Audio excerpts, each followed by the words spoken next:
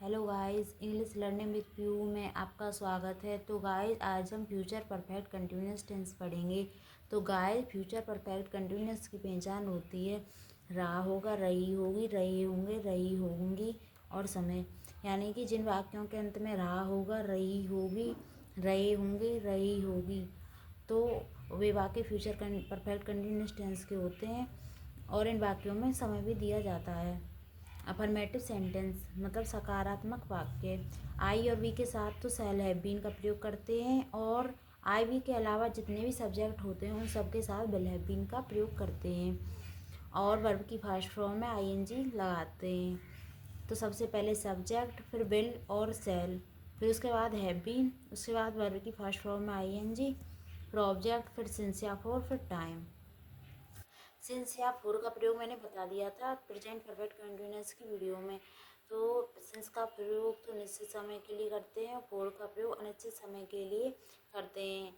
जैसे कि 3 घंटे दे रखा है सेंटेंस में तो फोर लगाएंगे। अगर दे रखा है 3 बजे से तो वहाँ पर सिंस लगाएंगे। हम 2 दिन से भगवान की पूजा कर रहे होंगे। हम 2 दिन से भगवान की पूजा कर रहे होंगे। सब्जेक्ट क्या है? वी।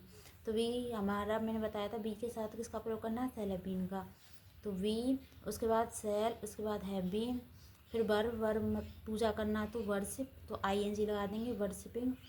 उसके बाद गॉड, उसके बाद सिंस या फोर, तो 2 दिन से, तो उसके लिए 2 दिन के लिए फोर लगाते हैं, फॉर 2 days। तो we shall have been worshipping God for 2 days।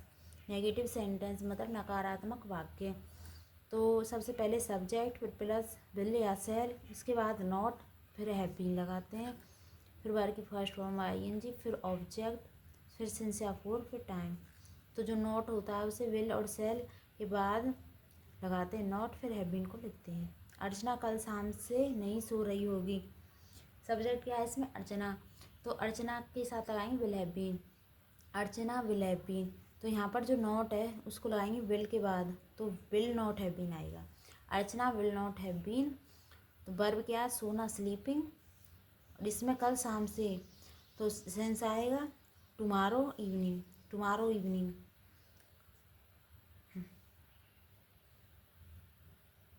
अब पढ़ेंगे इंटेरोगेटिव सेंटेंसेस। इंटेरोगेटिव सेंटेंस मतलब प्रश्नवाचक वाक्य। इन वाक्यों की पहचान होती है ये वाक्य क्या से शुरू होते हैं और क्वेश्चन मार्क अंत में आता है। और इन वाक्यों के बीच में कब, क्यों, कहाँ, कैसे, किसको, किसने आदि शब्द आते हैं। अगर वाक्य में सबसे पहले कब, क्यों, कहाँ, कैसे ये दे रखे हैं तो सबसे पहले नीड की इंग्लिश लिखते हैं।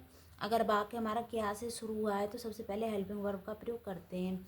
हेल्पिंग वर्ब इस समय फ्यूचर परफेक्ट कंटिन्यूअस की हेल्पिंग वर्ब है विल हैव बीन और शैल हैव बीन। तो सबसे पहले विल या शैल का प्रयोग करेंगे और अंत में क्वेश्चन मार्क। तो सबसे पहले WH वर्ड, उसके बाद विल या शैल। सब्जेक्ट अगर नॉट दे रखा है तो सब्जेक्ट के बाद ही नॉट का प्रयोग करेंगे। उसके बाद हैव बीन का, उसके बाद वर्ब की फर्स्ट फॉर्म में आईएनजी का, फिर ऑब्जेक्ट का, फिर सिंस या फूड, फिर टाइम, फिर क्वेश्चन मार्क। तुम 4 दिन से क्या सोच रहे होंगे? तुम 4 दिन से क्या सोच रहे होंगे? तो हमारा जो WH वर्ड है इसमें क्या है? तो वॉट। तुम यू के साथ विल का प्रयोग करते हैं तो वॉट विल, फिर यू, फिर हैव बीन, उसके बाद सोचना थिंकिंग, उसके बाद 4 दिन से four days. What will you have been thinking for 4 days। आधी रात से कौन चिल्ला रहा होगा? आधी रात से कौन चिल्ला रहा होगा? तो जिसमें हु, तो हु इसमें सब्जेक्ट का काम कर रहा है तो हु के बाद विल हैव बीन का प्रयोग करेंगे क्योंकि इसमें सब्जेक्ट तो दे नहीं रखा। तो हु इसमें सब्जेक्ट का काम कर रहा है।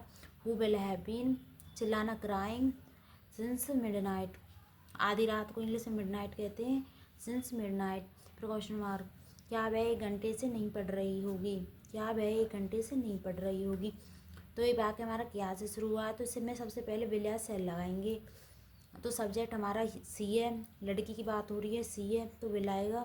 विल सी नॉट, इसमें नहीं दे रखा है तो सी यानी कि सब्जेक्ट के बाद नोट लगाएंगे। विल सी नॉट, उसके बाद हैव बीन लगाएंगे। फिर हमारी वर्ब है रीड तो आईएनजी लगा देंगे reading for an hour. For an hour तो will she not have been reading for an hour. फिर क्वेश्चन मार्क। तो जो वाक्य हमारा क्या से शुरू हुआ है तो उसमें सबसे पहले हेल्पिंग वर्ब का प्रयोग करते हैं और जिन वाक्यों में कब, क्यों, कहाँ, कैसे आदि सब दे रखे हैं तो हम सबसे पहले उन्हीं की इंग्लिश सीखते हैं। अगर नॉट दे रखा है तो सब्जेक्ट के बाद नॉट लगाएंगे, फिर उसके बाद हैव बीन का प्रयोग करेंगे। तो thank you so much guys.